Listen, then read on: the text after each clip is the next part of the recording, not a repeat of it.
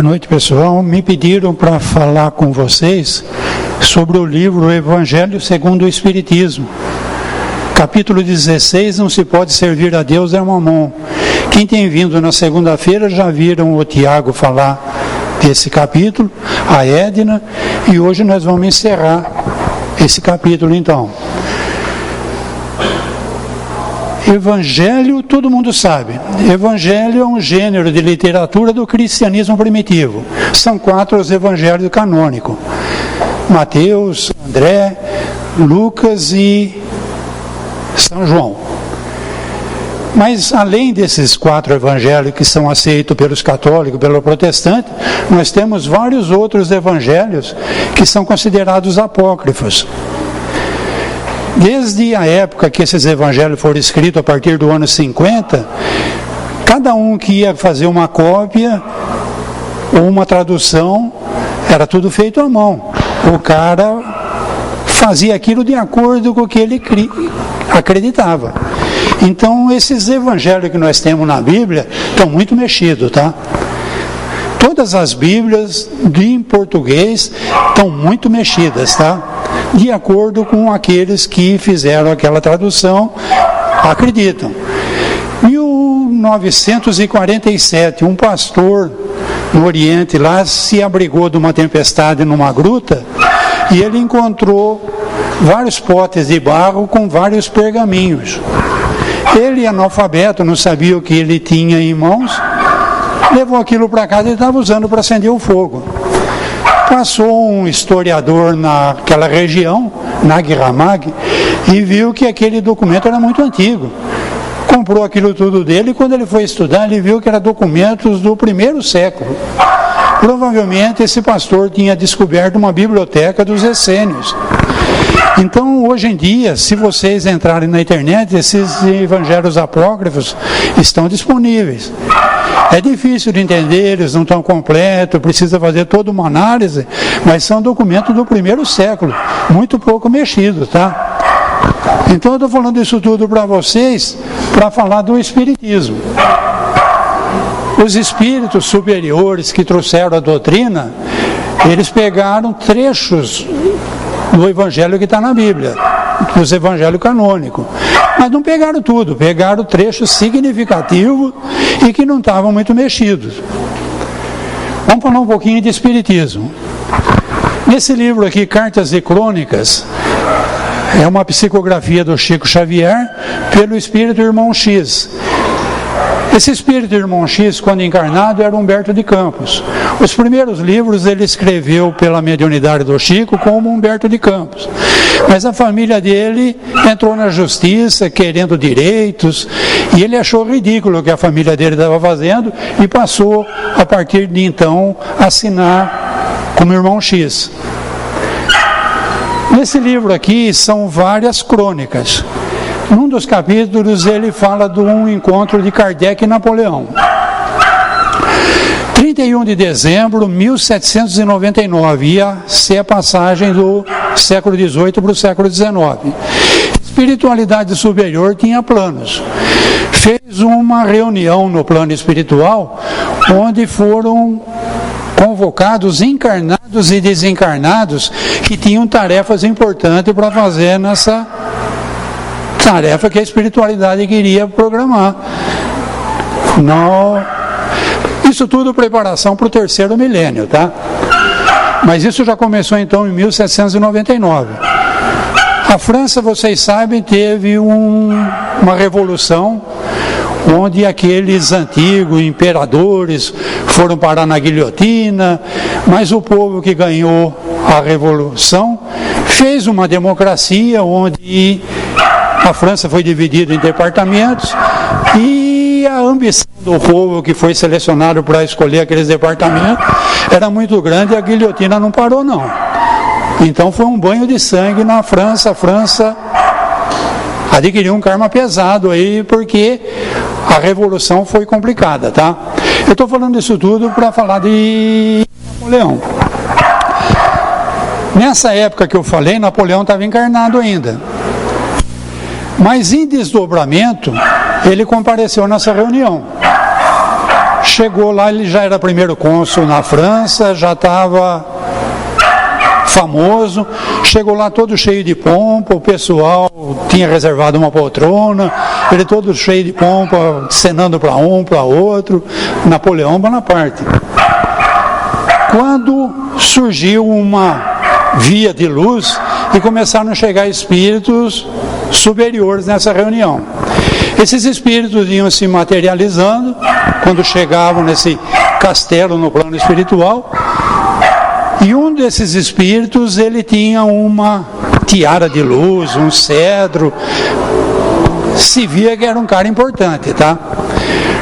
Todo mundo, quando viu aquilo, começou a chorar, ficou muito emocionado. O pessoal lá no plano espiritual já programou uma música para tocar a emoção das pessoas mesmo. E Napoleão foi um que se emocionou e quis se ajoelhar perante aquele espírito que ele estava vendo que era muito superior mesmo. Esse espírito aí era o antigo druida da Gália, que tinha por nome Allan Kardec. Esse era o espírito missionário que tinha chegado e que Napoleão ficou todo tocado de ver a superioridade dele. Esse espírito já foi abraçando Napoleão e uma voz do alto, uma voz, vocês imaginam aí, poderosa mesmo, começou a falar com Napoleão.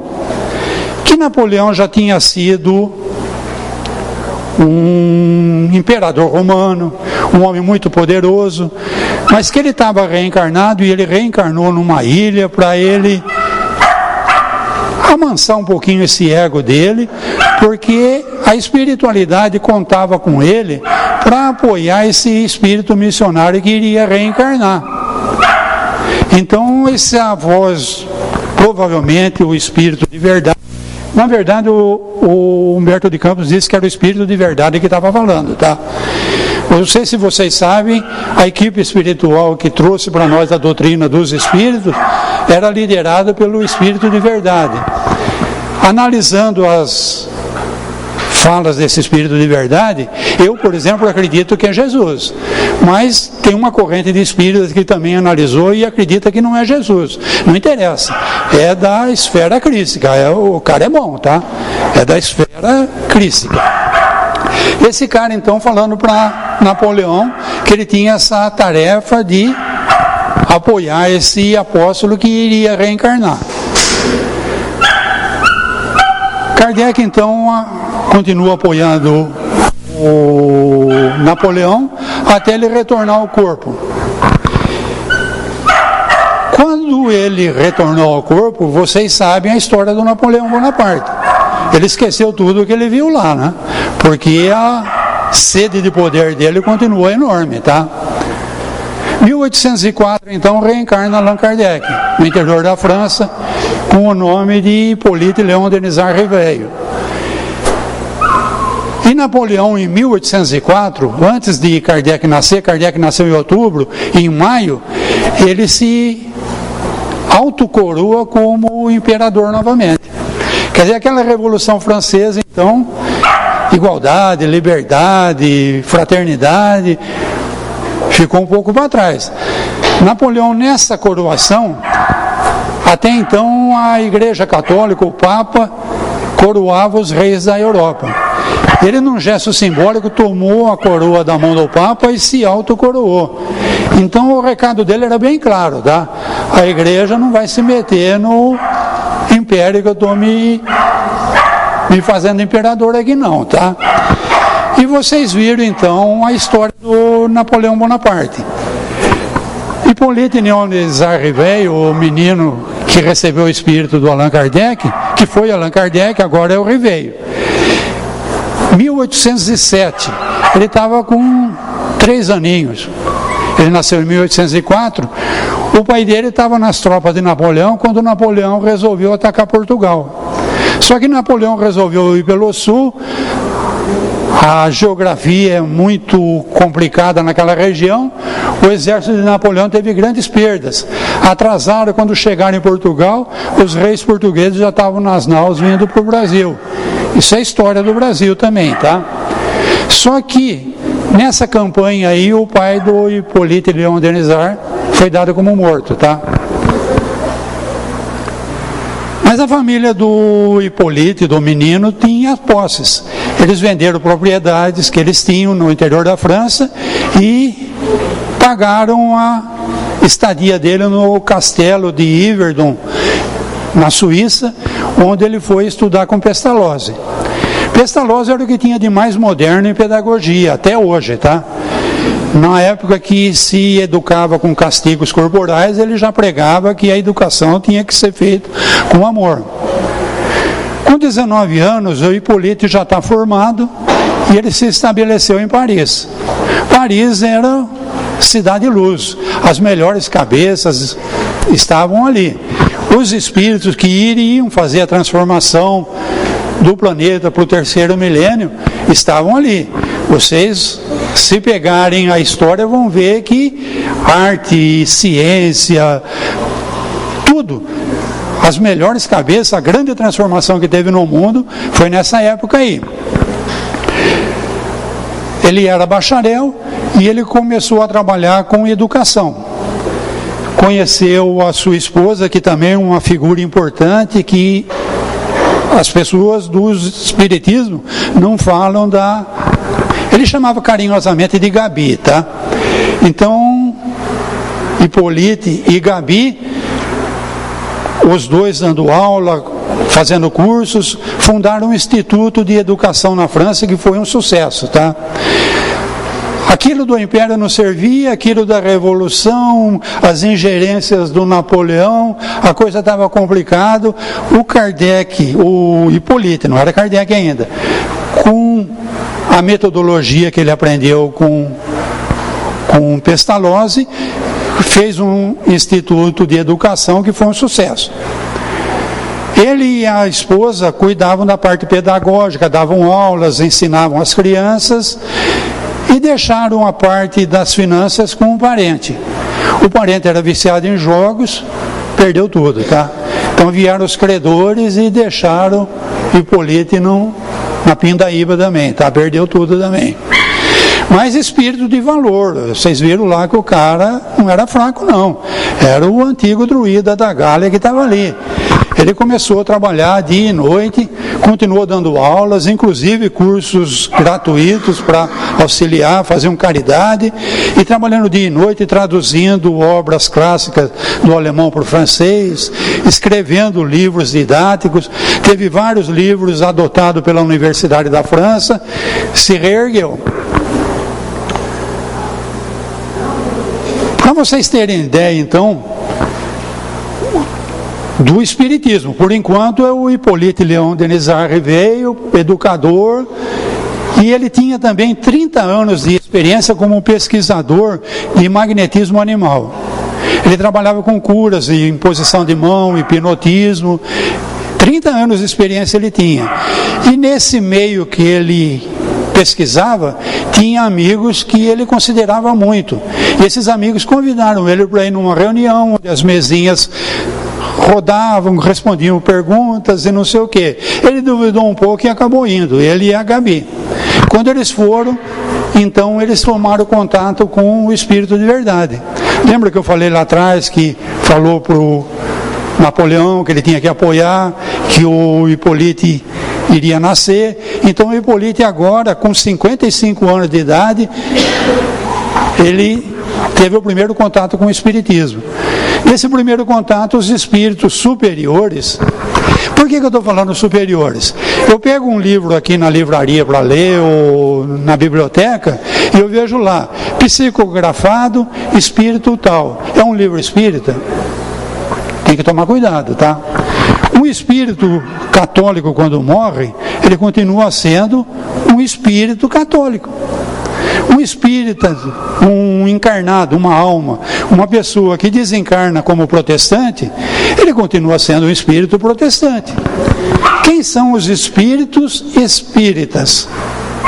Todo espírito é espírita? Não, você tem que tomar cuidado. O espiritismo é a doutrina dos espíritos superiores, que não pertencia aos espíritos terrestres.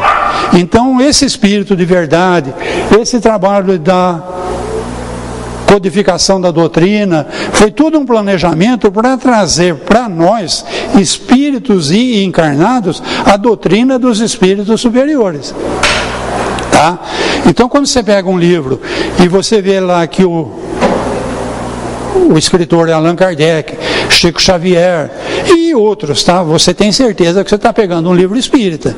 Agora, quando você pega um romance, um autoajuda, mesmo que foi escrito por um médium e psicografado por um espírito, tem que tomar cuidado, tá?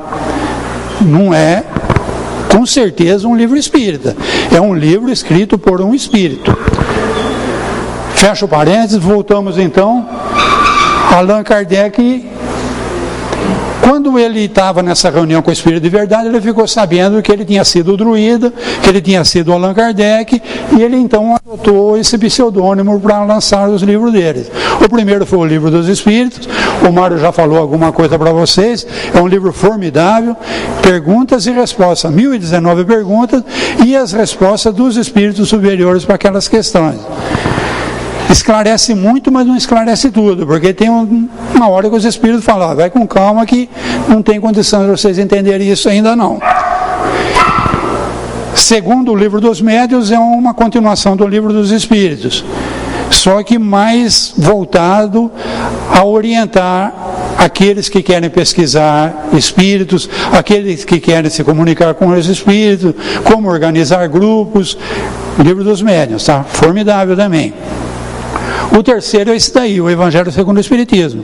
Eu já falei um pouquinho com vocês, ele pegou aqueles evangelhos, algum trecho da Bíblia, e os Espíritos então explicam para a gente aquele trecho, e trazem comunicações, histórias e tal, explicando aquele trecho. Então foi pedido para mim, quando encerrar esse capítulo, falar do item 10, do capítulo 16. Capítulo 16 é não se deve servir a Deus e a Mamon. E o item 10 é a mensagem de um espírito superior. Esse espírito não quis se identificar. Ele se identificou como M, espírito protetor. Foi o nome que ele se deu. Ele começa a mensagem dele no final do capítulo dizendo assim: os bens da terra pertencem a Deus, que os distribui à sua vontade, e o homem é apenas usufrutuário, um administrador mais ou menos íntegro e inteligente. Vamos lá. Não se deve servir a Deus e a Mamon. Deus, já foi falado aqui, é a inteligência suprema, causa primária de todas as coisas. Foi o que Kardec perguntou no Livro dos Espíritos e o que os espíritos superiores responderam. Kardec continuou perguntando, até os espíritos falaram assim: vai com calma, não dá para vocês entenderem ainda, falta desenvolver um sentido para conseguir entender Deus. Mas, inteligência suprema, com certeza. Se houvesse algo mais inteligente que Deus, esse algo seria Deus. Causa primária, o acaso não existe, tudo tem uma causa. A causa primária é Deus. Se houvesse outra causa, essa outra causa seria Deus. Então as respostas do Livro dos Espíritos são todas assim, tá? Direta, clara, e você não tem como contestar, tá? Mas também não explica tudo não, deixa meio no ar, e quando Kardec pergunta, eles falam: não dá para vocês compreenderem ainda, falta desenvolver um sentido ainda. E Mamon no Wikipédia, está na enciclopédia. Mamon é um termo derivado da Bíblia, usado para descrever riquezas materiais ou cobiça, mas nem sempre personificando uma divindade. Tem gente que fala que Mamon foi um deus. Na enciclopédia está falando que nem sempre, mas com certeza Mamon está descrevendo riqueza material. Então, cobiça, se eu sirvo a Deus ou Mamon. No capítulo que nós estamos vendo, não dá para servir os dois, tá? Vamos em frente.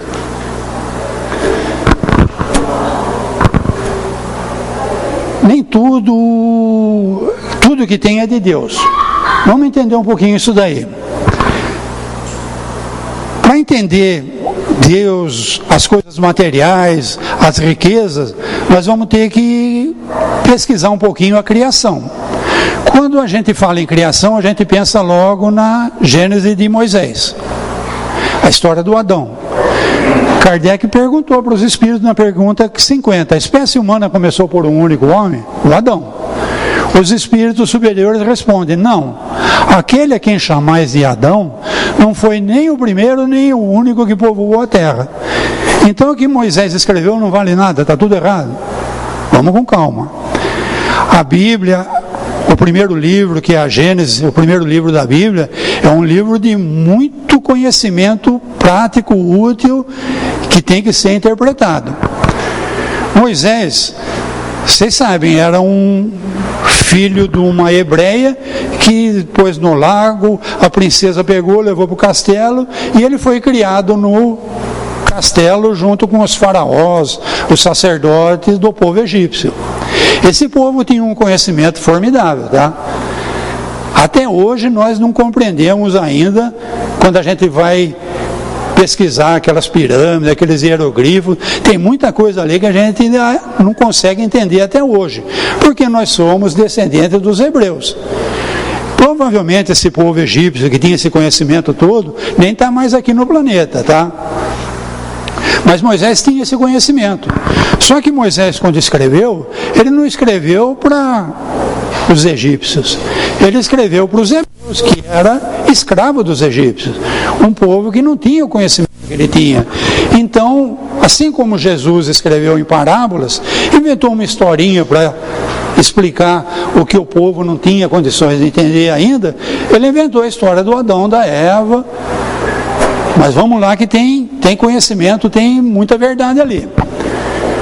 Se eu continuar no livro da Gênesis, de Moisés, no capítulo 1, item 27, eu vou encontrar lá, e criou Deus o homem à sua imagem, a imagem de Deus o criou, macho e fêmea os criou. Isso daqui é bacana, né? Então, quando Deus criou, vamos mais um pouquinho. No capítulo 4 de João, nós vamos encontrar lá, Deus é Espírito. E é necessário que os seus adoradores o adorem em espírito e verdade. Realmente Deus é uma coisa, Jesus é outra. Jesus chamava Deus de o Pai. Eu e o Pai somos um, por causa que o conhecimento dos dois eram... Jesus compreendia bem o pensamento de Deus, mas Jesus é uma coisa, Deus é outra. Deus nunca teve na terra, Deus nunca teve um corpo como o nosso. Deus é um espírito. No capítulo 1, se Deus criou o homem à imagem e semelhança de Deus, Deus criou o homem espírito. E realmente espírito não tem sexo. Um espírito ele pode reencarnar várias vezes como homem e reencarnar como mulher. Um espírito pode reencarnar várias vezes como mulher e reencarnar como homem, porque espírito não tem sexo. E Deus também não tem sexo. O primeiro Pai Nosso em aramaico, quando você vai traduzir, o termo que ele usa não é pai, é pai e mãe. Aquele termo serve para os dois, tá? Porque Deus não tem sexo, Deus é espírito. Homem e espírito não tem sexo, imagem e semelhança de Deus. Claro. Só que a gente, continuando a ler o livro do Moisés, a gente chega no capítulo 2. No item 7, está escrito lá: e formou o Senhor Deus o homem do pó da terra, e soprou em seus narizes o fôlego da vida, e o homem foi feito alma vivente. Mudou. Aquele lá era o homem espírito. Esse daqui já é outro. Esse daqui é um corpo de pó da terra. Esse corpo do pó da terra é o nosso corpo aqui de carne. Prazo de validade é de no máximo 100 anos. Do pó viesse, ao pó se tornará. Está vendo como tem muito conhecimento na Bíblia? Só que tem que ser interpretado. E aqui já não é mais um espírito, é uma alma. A alma é um espírito quando ligado a um corpo, tá? Então, a alma e o espírito. Então, são duas criações. Não é uma criação só. Onde estava esse homem antes dessa criação segunda aqui do capítulo 2? Antes de vir para o pó da terra, ele estava no seio de Deus. O hausto do Criador, num sopro, deu vida a um corpo de carne. Complicado ou não?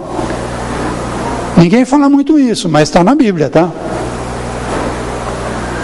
Formação dos seres vivos. Voltando no livro dos Espíritos, os Espíritos, na questão 76, eles dizem: os Espíritos são os seres inteligentes da criação. Eles povoam o universo fora do mundo material. Então o Espírito está fora da matéria. Matéria é alma. Seres inteligentes da criação. Eu vejo uma pessoa falar assim: meu cachorro, calma. Ele não é espírito. Ele é um princípio inteligente que depois de começa no mineral, vegetal, elemental, animal, pode vir a se individualizar e ser um espírito. Espírito é um indivíduo. Esse então é o ser inteligente da criação, isso é o espírito, tá? E vive fora da matéria. Ligado à matéria é a alma. Questão 115, no livro dos Espíritos. Deus criou todos os espíritos simples e ignorantes, ou seja, sem conhecimento.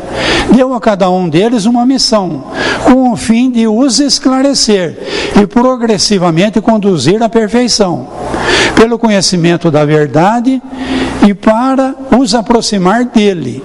Ele com E maiúsculo, de Deus. A felicidade eterna e sem perturbações, eles a encontrarão nessa perfeição. Seres inteligentes da criação foram criados simples e ignorantes, mas eram perfeitos. Não tinham egoísmo, não tinham ambição, não tinham paixões, não tinham raiva, não tinham birra. Eram simples e ignorantes, perfeitos. Só que por serem simples e ignorantes, não tinham conhecimentos. Isso daí nós voltamos lá na história do Adão de novo, tá? O Adão, quando foi criado, ele vivia num paraíso, não tinha dificuldade para ele. Mas ele foi adquirindo conhecimento e foi se complicando. De repente ele está se escondendo de Deus. E aí Deus chega, na história do Adão eu estou falando agora, né? Deus chega e fala: não, você vai passar por uns apertos aí, você vai ter que aprender umas coisas aí, você vai trabalhar para conseguir o pão com o suor. Vocês viram essa história toda no Adão. Está aqui, ó. Mesma coisa que está falando no livro dos Espíritos. O homem primitivo, criado simples e ignorante, perfeito, sem as paixões, sem as invejas, as ambições, aquela coisa toda, começou a adquirir conhecimento. Pelo seu livre-arbítrio, ele escolheu para onde ia. Uns escolheram ir aqui, outros escolheram ir ali, e várias escolhas, não foi uma escolha, tá? Cada minuto da nossa vida nós fazemos escolha. Uma hora decido isso, outra hora decido aquilo. Então, onde eu estou, o que eu sou, para onde eu vou, depende do que eu fiz. Tá? Causa e efeito. A causa é eu estar aqui agora, encarnado nesse corpo aqui, conversando com vocês. Esse é o efeito, quer dizer, a causa, o que aconteceu lá atrás, tá? Causa e efeito. E almas? Almas são espíritos antes de se unir ao corpo. A alma é um dos seres inteligentes que povoam o mundo invisível e se revestem temporariamente de um corpo carnal para se purificar e esclarecer. Então o espírito, tomando suas decisões nos conhecimentos, adquirindo conhecimento, ele deu problema, tá? Deu problema e ele precisa de um corpo de carne agora para aprender umas liçãozinhas mais incisiva para ele continuar progredindo, porque ele lá como espírito tomou decisões e tinha parado de progredir. Então ele precisava vir a um corpo de carne e se tornar espírito encarnado. Formação dos mundos. Eu estou falando isso tudo aqui para a gente entender lá aquela mensagem do Espírito Emmanuel, que ele falou que nada é nosso, é tudo de Deus, tá? Vamos entender isso daí direito. Como que é a formação do mundo? Na questão 37 do Livro dos Espíritos, ele diz: o universo foi criado, ele perguntou, o universo foi criado ou existe de toda a eternidade? Resposta dos espíritos superiores: ele não pode ter sido feito por si mesmo. E se existisse de toda a eternidade como Deus, não poderia ser obra de Deus. Então, um belo dia, Deus resolveu formar o universo. Vontade de Deus. Como? O Kardec não ficava quieto, não. Ele perguntava em cima, ele queria esclarecimento, tá? Na 38, ele falou assim: como criou Deus o universo? Para me servir de uma expressão corrente por sua vontade. Nada exprime melhor essa vontade do que essas belas palavras da Gênese. Deus disse: faça-se a luz, e a luz foi feita. Vontade de Deus. Um belo dia, Deus falou: faça-se a luz foi feita. E a nossa ciência imagina que começou num Big Bang. Explodiu, o universo está em expansão, aquela explosão gerou uma energia enorme, essa energia foi se condensando, foi formando matéria, e está aí esse universo na forma que está. O que vai acontecer para frente? Tem muitas teorias. Tem inclusive a teoria do Big Crunch. Uma hora o universo para de se expandir e cai num big buraco negro e outra explosão. E olha a eternidade aí, tá? Buraco negro, Big Crunch, buraco negro, quer dizer, Big Bang, buraco negro, entendeu? É uma teoria, ninguém sabe disso. Não foi falado para nós também, não. Podemos conhecer a formação dos mundos? Tudo o que se pode dizer e que podeis compreender é que os mundos se formam pela condensação da matéria espalhada no espaço. Bate um pouquinho o que a ciência falou, tá? Big Bang, muita energia foi gerada, essa energia começou a se condensar e a matéria foi criada. A matéria mais simples que nós conhecemos é o átomo de hidrogênio. Um próton, um elétron orbitando. No Sol agora, nós não estamos vendo, mas ele está lá, do outro lado da Terra, tá? Ele continua fazendo matéria. Como que funciona o Sol? Átomo de hidrogênio se fundindo com o átomo de hidrogênio no Sol, fusão nuclear, gera-se calor, essa luz toda que a gente usufrui de graça e forma hélio. Então o hélio já é 2 nêutron e 2 próton e 2 elétrons. E aí vão se formando todas as matérias, juntando esse material todo. A gente tem na natureza o urânio, que é 92 nêutrons e elétrons e prótons, tá? Toda a matéria, então, foi gerada a partir do hidrogênio. Várias reações, nós temos tudo isso que está aqui no universo, espalhado pelo espaço. Universo, tá? Nós estamos falando da imensidão. Retorno à vida espiritual. Vamos chegar então agora naquilo que a gente estava pretendendo. Em que se torna a alma depois da morte? Então nós conversamos aqui que um espírito ligado a um corpo é uma alma. Depois da morte do corpo, porque o espírito não morre, essa alma volta a ser espírito. Retorna ao mundo dos espíritos que havia deixado temporariamente. É o que vai acontecer com todos nós. Corpo de carne, no máximo 100 anos, um dia fica velho, desgasta, fica doente, e você sai desse corpo, volta a ser espírito, que você sempre foi espírito, tá? Nós já vestimos vários corpos de carne. A alma nada leva consigo desse mundo, nada mais que lembranças e o desejo de ir para um mundo melhor. Então, como disse o Espírito M lá atrás, quando eu sair desse corpo de carne, eu vou levar nada mais do que lembranças do que eu fiz nessa vida, nas outras vidas. Isso tudo é patrimônio meu. Essas experiências todas vão fazer eu ser o espírito que eu sou. E o desejo de ir para um mundo melhor. Aqui ele está falando que tem mundo melhor que o nosso, tá, gente? E a gente, quando é espírito, querendo viver em mundo melhor, a gente pede para reencarnar num corpo de carne, para dar uma progredida mais rápida, para poder, o objetivo nosso é ir para um mundo melhor. Mundo melhor para quê? Para ficar deitado na nuvem tocando harpa? Esqueça. Quanto mais você progredir, mais responsabilidade você vai ter e vai fazer com gosto e vai te dar prazer.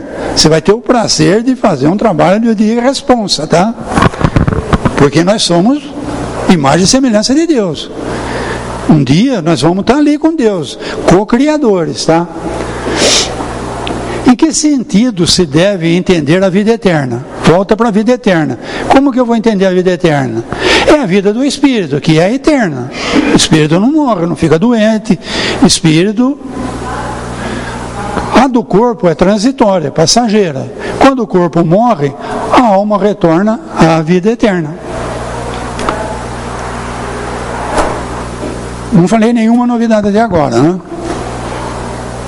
Quem fala nisso também é o Espírito André Luiz, no comecinho do livro Nosso Lar. Você abrindo o livro, antes de iniciar a leitura, tem essa mensagem do Espírito André Luiz. Seria extremamente infantil a crença de que o simples baixar do pano resolvesse transcendentes questões do infinito. Baixar do pano é a morte do corpo, tá? Então tem muita gente que fala assim, ele está bem, ele está com Deus, não sei o quê, está bem, está sabendo tudo, resolveu essas questões transcendentes do infinito. Não, isso daí leva tempo, você precisa de várias vidas na carne, tá? Não é porque esse corpo morreu que você já é um espírito com sapiência. Você vai ter toda uma caminhada para um dia chegar no mundo superior e trabalhar com o pessoal da pesada lá. A existência é um ato. Numa peça de teatro tem vários atos. Tá? Uma existência no corpo é um ato. Um corpo, uma veste. Um século, um dia. Um serviço, uma experiência. Um triunfo, uma aquisição. Uma morte, um sopro renovador. Quantas existências, quantos corpos, quantos séculos, quantos serviços, quantos triunfos, quantas mortes necessitamos ainda? Não sei vocês, eu preciso de várias, tá? Então, quando a gente vê espíritos encarnados aqui na Terra, um Chico Xavier, um Divaldo, pessoa bondosa, pura, a gente já faz uma comparação e fala assim, pô, eu tenho que aprender. Agora você imagina se comparar com o espírito da elite lá, aquele pessoal da pesada, onde está lá o espírito de verdade, o Cristo. Eu quero chegar lá, mas vamos com calma, vamos precisar de muitos corpos ainda.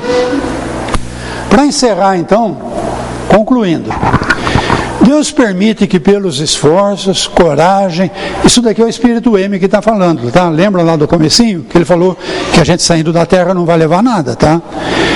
Deus permite que pelos esforços, coragem, perseverança, durante uma vida, o homem seja recompensado com a riqueza. Deus permite.